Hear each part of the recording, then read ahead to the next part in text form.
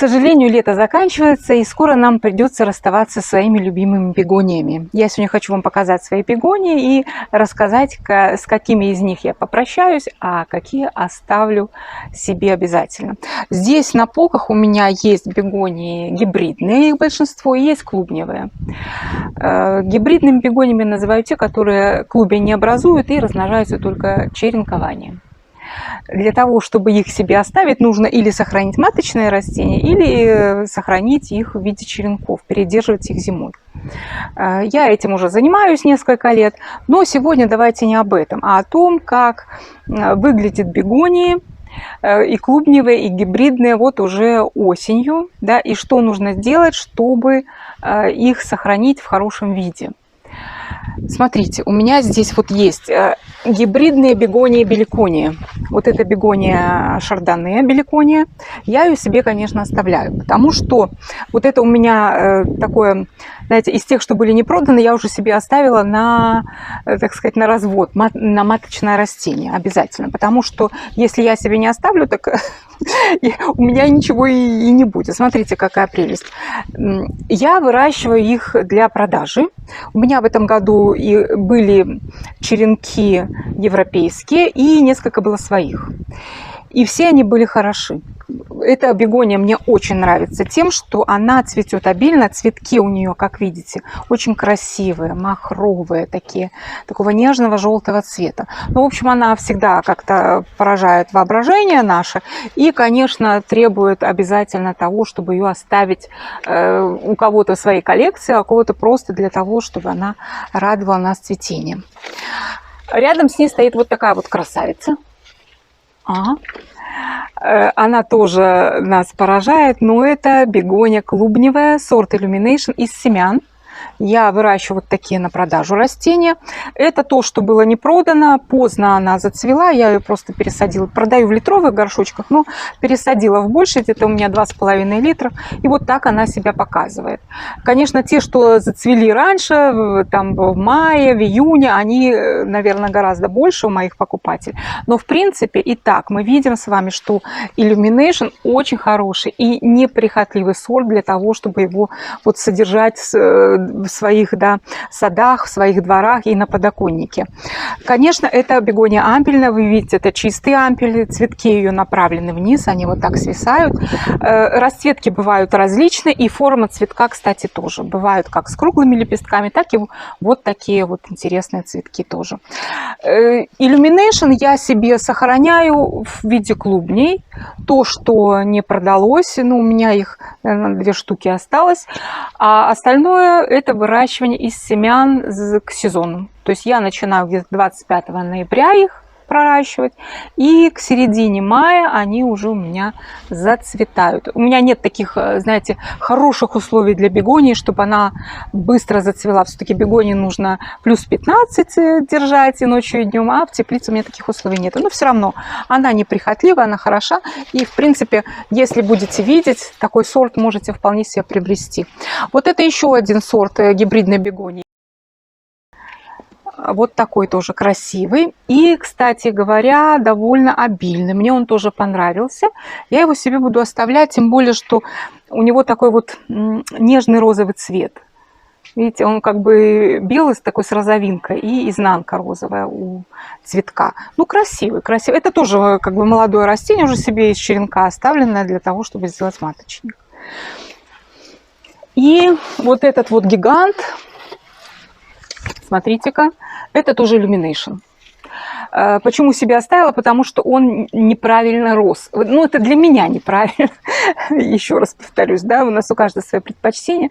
Потому что для продажи мне хочется, чтобы, ну, кусты были хорошие, густые. В основном это 5-7 побегов. Этот же рос в 3 таких тяжелых, толстых побега, направленных вверх. И он не очень подходил для продажи. Он, ну, понимаете, не совсем товарный вид имел, и я его посадила в большой горшок. Как видите, все, в общем-то, с ним хорошо. Немножко ветер обтрепал цветы, ну а так тоже вот Illumination, смотрите как. Разрастается довольно большой. Но это уже из клубня, там клубень будет большой. Вот, и тоже себе оставила, очень красивый. Тоже сохраню клубнем. Клубни чем хороши, что в следующем году эти растения с клубнем можно продать в первую очередь. Они как-то быстрее, чем семенные, зацветают. Далее идут гибридные бегонии, я их сюда поставила. Конечно, они сюда на полку не вмещаются, но чтобы так это сказать, все было у нас в одном месте. Вот это бегонии иконии. У меня есть целое видео. Ссылочку вот вы увидите на экране. Можете нажать, посмотреть. Было у меня 3 сорта, осталось 2. Это тоже, смотрите, какие замечательные бегонии. Их отличие, что цветочек может и мельче, чем вот у других, но цветов очень много. Мне они понравились безумно. Вот такие, да, и хотя стоят возле стеночки, вроде бы, да, должны быть направлены в одну сторону, вот как, допустим, Illumination и другие бегонии, они все-таки в сторону солнца больше идут. Эти же как-то вот по всему периметру цветут. Мне они очень нравятся, но я их практически вот для продажи не делала, потому что выращиваю только 2-й год, хотелось посмотреть на них, и, конечно, я их оставляю. Вот 2 сорта мне осталось. Ой, а вот этот вообще мой любимец. Ой, он еще так пахнет хорошо. Смотрите, какой красивый. Да? Единственная особенность вот этих бегоний икони – это их склонность к корневым гнилям. Поэтому обязательно обработка и привикуром, и если есть возможность и поверху побрызгать каким-нибудь системным фунгицидом, надо, конечно, их и содержать довольно правильно, следить за поливом. Но вот обильность цветения, вот эта красота, это, конечно, ну, просто поражает воображение. Обязательно себя оставлю и буду сохранять. И буду, наверное, на следующий год делать для продажи. Хотя вот мой покупатель, он не очень знает, что такое гибридная бегония. Ну, естественно, да, что люди только привыкают. Эти новинки только до нас доходят вот, в нашу провинцию. И многим не нравится, что ее нужно передерживать с помощью или черенкования, или сохранения этого куста. Это не всех устраивает, не все это умеют. Как и многие, у многих не получается с клубневой бегонией. Но клубневой как-то больше привычны люди. А вот эту бегонию не совсем воспринимают. Но наша задача в том, чтобы люди пробовали, чтобы у них получалось и объяснить, и показать, и как это, и что это. И во многом все сдвигается, и в продажах тоже. Вот такая вот бегония, это English Rose. Я вам показывала, что я получила европейские черенки. Sweet Spice English Rose называется вот этот сорт. У него особенно, что лист такой бархатный, и его даже не цветущего, этот сорт можно отличить от других. Лист небольшой, и вот такие розы розовые. Но не скажу, что он обильный. Нет, я видела его и в таких в больших горшках, уже большие растения, и мое, собственно говоря, не маленькое растение. Но обильности как таковой нету. Хотя вот для разнообразия тоже себе оставлю. И еще покажу вам кое-что. Вот такое чудо. Я не знаю, что это. Я не знаю, кто это. Потому что вот это из европейских черенков. У меня долго стояло в 2-литровом горшке и не цвело это растение. Ну и поскольку сезон торговый закончился, я решила себе посадить его. Посмотри, что же это. Я вообще думала, что это что-то из элатиор. Но оказалось, нет, это не элатиор. И это, скорее всего, что-то из Sweet Spice. Потому что, когда они стоят рядом, видно, что они очень похожи по своей структуре. Да, и листьев, и стеблей, и цветов расположения.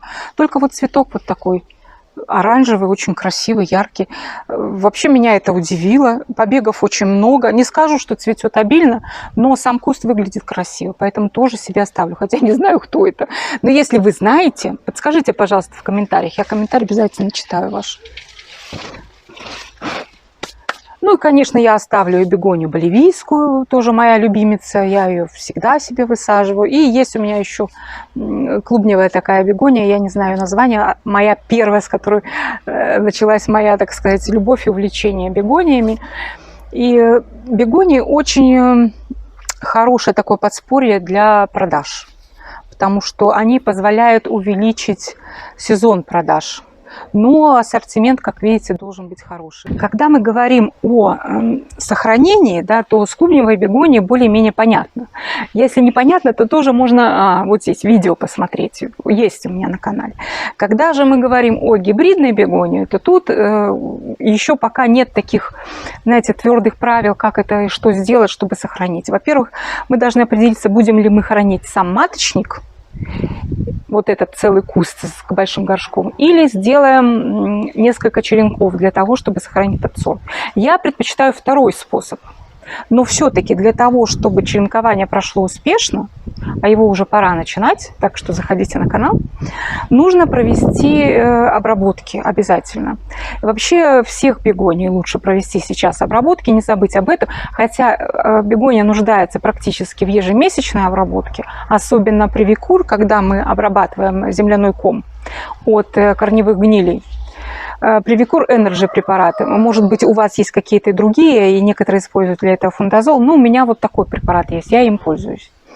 То есть мы не забываем обработать земляной ком, не забываем обработать любым системным фунгицидом вверх, перед тем, как растение занести в дом. И, конечно, еще одна обработка обязательно – это от вредителей. Вот у меня, допустим, стоят они тут, и фуксии есть, и все. То есть стоят растения на улице, даже если нам они кажутся очень-очень чистыми, может, они такие и есть, но доверять своим впечатлениям не следует. Надо все-таки обработать от вредителей и потом уже занести в дом. И еще обязательно условие не забыть забрать бегонии из холода в теплое место, когда начнется этот самый холод. Потому что бегонии, вот допустим, для клубневой бегонии вы можете ее немножко оставить в прохладе для того, чтобы клубень забирал после похолодания все питательные вещества на себя. И там есть определенные способы, да, убрать цветки, бутоны. Охлаждение – это один из способов для того, чтобы увеличить клубень. Но опять-таки охлаждение, не переохлаждение. То есть когда меньше плюс 14, то вот это самое происходит и закладка питательных веществ в клубень. Гибридной бегонии такого не нужно. Вообще оптимальная температура для бегонии – это плюс 15, я уже это упоминала. Так вот, не забывайте, что переохлаждение для бегонии вредно. В том числе и для гибридной. То есть не забудьте вовремя занести ее в теплое помещение, если у вас уже наступают холода. Можно пользоваться тем способом, чтобы на ночь забирать, а на день выносить. Пусть бегония на свежем воздухе побудет, потому что для бегонии тоже важно, что, допустим, влажность воздуха на улице, она гораздо выше, чем в доме или в квартире. И освещенность тоже, хотя она не нуждается в таком ярком свете. Но, допустим, конечно, утреннее солнце, кому же оно не нравится? Оно нравится бегонии. Вот у меня здесь утреннее восточное солнце. И влажность важна тоже для того, чтобы и лист был в хорошем состоянии, вот, чтобы он не сох, да, не было пятен каких-то на листах. Чем дольше вы в здоровье продержите свою бегонию, тем лучше она, конечно, сохранится. Ну вот такие способы подготовки бегонии к зиме давайте использовать. Давайте заниматься этой прекрасной культурой. Заходите на канал, смотрите видео. Если нравится, подписывайтесь. Ну а мне пора прощаться. До свидания. Надеюсь, до скорого.